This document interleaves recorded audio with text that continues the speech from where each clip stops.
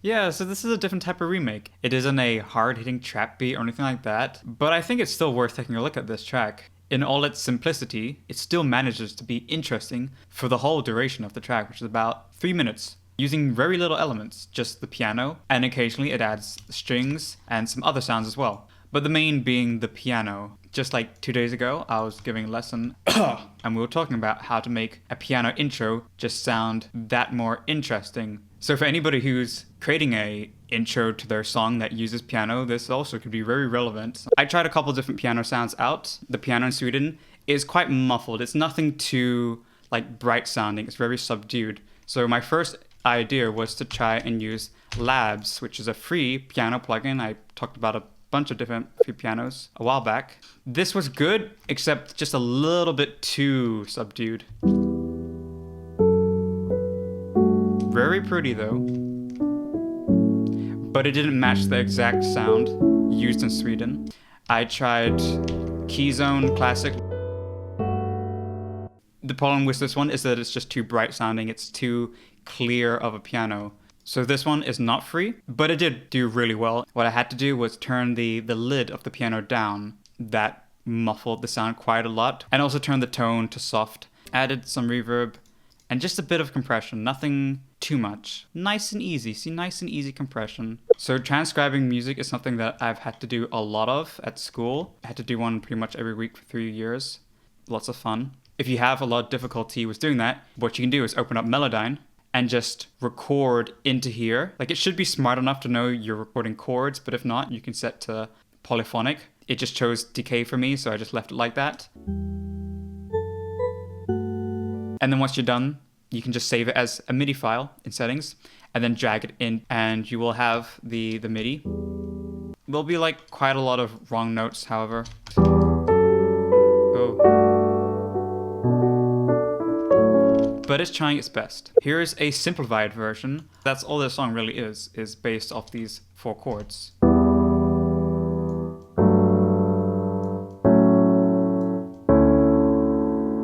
Which repeats over again. Of course, if you were just to do that for 3 minutes long, it'd be extremely boring and you'd want to stop listening. This track is in D major. So the first chord is a E minor chord.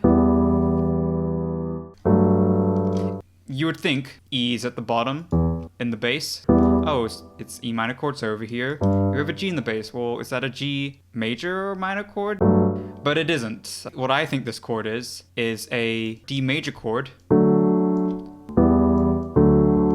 But instead of putting the bass as a D, they're using what's called a slash chord, where you play a different bass note with a different chord on top of that. Instead of using the D, we're going to use not the E, not the F sharp, but the G. The G is still in scale, so we'll use that. And we're also going to take the D away. So we're just left with those notes now.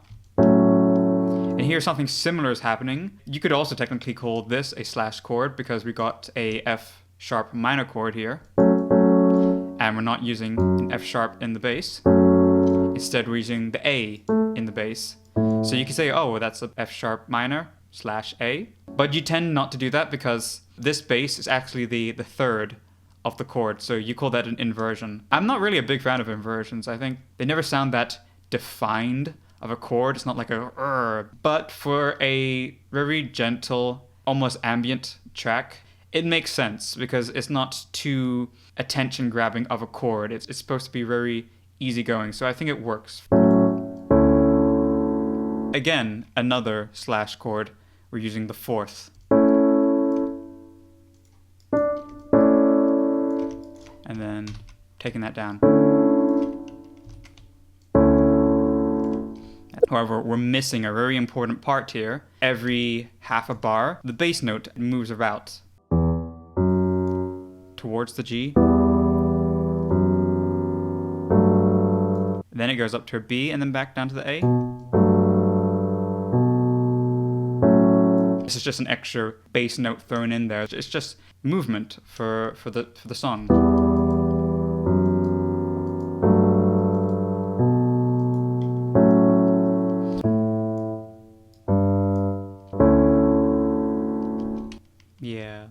that main pattern does repeat each time, but it starts off a lot quieter. So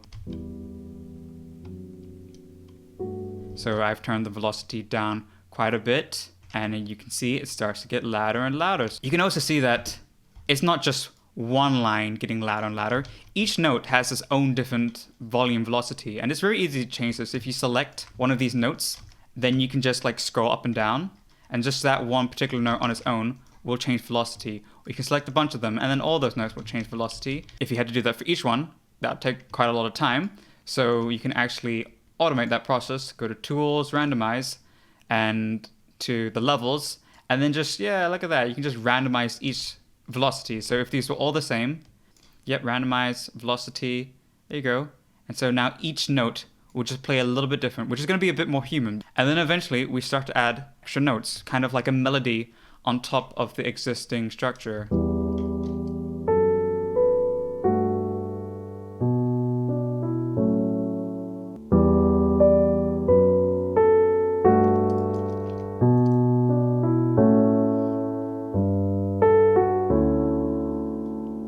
But it changes each time. It's not the same melody every 4 bars either. Sometimes they're similar, but just slightly different. For instance, like each time you hear that da-da, but then the second time you hear it, there's like an extra layer on top of it, so that makes it a little bit different. Here you can see this going down in melody. But then later on, it does the same thing, but opposite. So those little tricks are applied here and there just to keep it fresh sounding and, again, a lot less repetitive. Then we come to the other instruments in the track. Let me put these strings in the same pattern as the piano, just so I can see them match up with the piano in the background. That's the nice thing, that, you can go to View, Helpers, not View, Helpers, and then Ghost Channels, turn that on so that you can see other notes. So oh yeah, these are going to be matching up with the chords that you already have.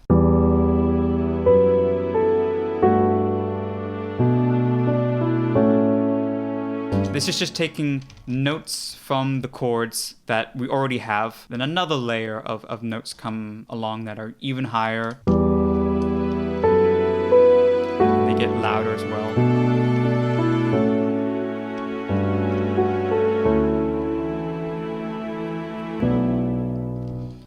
Okay, I lied. This is actually a chord change in the track.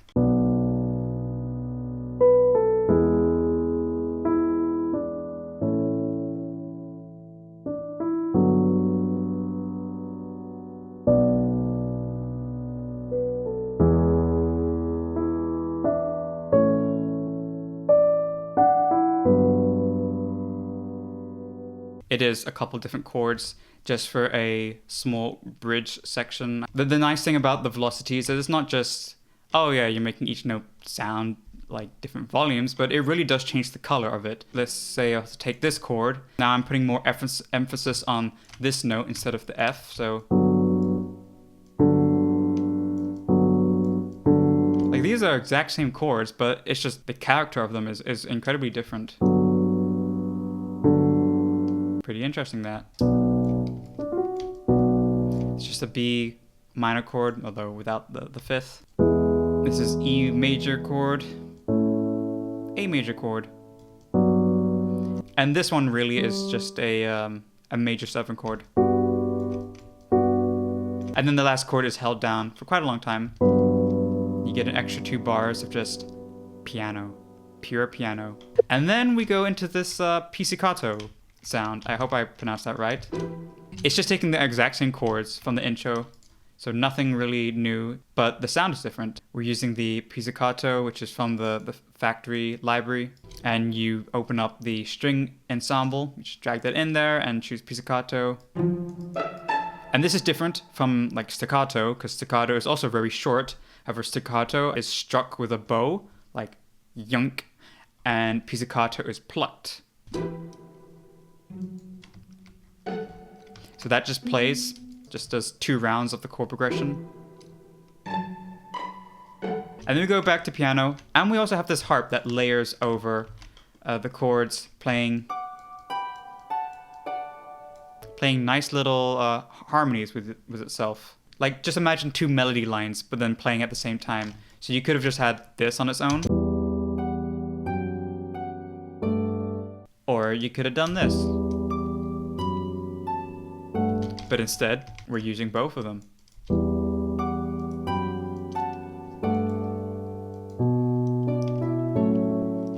More like melody lines.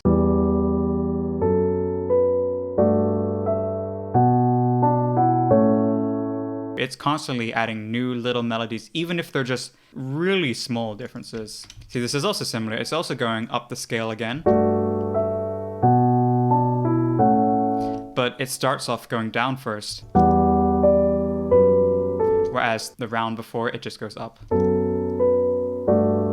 And here you see the endings are different as well. This goes up and then down again. It also goes up and down, but then kind of slower. And this does the same, but just over a longer period of time. It's all in the name of just creating a more gentle, easygoing listening experience. Iconic track. What else is there really to say about it at this point? The harp, the pizzicato, the strings, and the piano, they're all contact. I will leave these other two, Labs and Keyzone Classic, because they are free. But you can use any piano. You can replace it with your own piano. You'll find like some pretty decent stuff actually in the packs folder. Piano stuff, and there's other string section. I'm sure you'll manage and find some similar samples. Yeah, that's all I have to say. Subscribe for more tutorial remake type stuff. Support me on Patreon so I can keep making more content. And if you're ever interested in lessons, just give me a call. I'll be there.